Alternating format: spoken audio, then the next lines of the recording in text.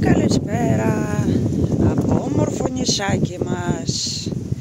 Παιδιά, ήθελα φράουλες και ο άντρας μου πήρε σωλήνα. Κάναμε τις τρύπες, βάλαμε μέσα να ποτιστούν. Αυτές εδώ τρεις πήρα σήμερα που έχουν ήδη φραουλίτσες.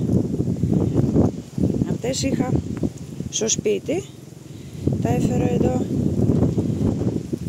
και βγήκανε 30, αλλά είναι 6 μέτρα σωλήνα, 2 σωλήνες δηλαδή. Και τα φυτά μας που είχαμε φυτέψει, αλλά τώρα με το κρύο δεν ξέρω, τα πήραξε πολύ το κρύο, έχω να αλλάξει το χρώμα. Αυτό το πήρα τώρα τελευταία και αυτό το πήραξε, κάτι δεν πήγε καλά, κάτι δεν το αρέσει. Πήρα σήμερα ντοματίνες και κάπου είναι πιπηριά Κλεοπάτρα.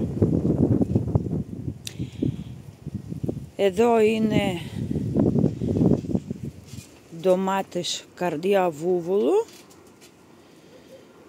Αυτές είχα φέρει από εξωτερικά και πρέπει να φυτευτούν.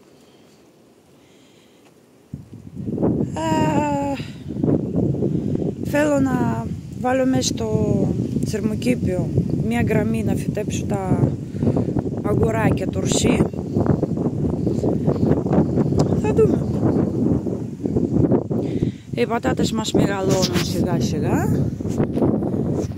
Οι ντομάτες έχουν μπει ήδη εδώ και πόσο καιρό και προχωράμε δυνατά.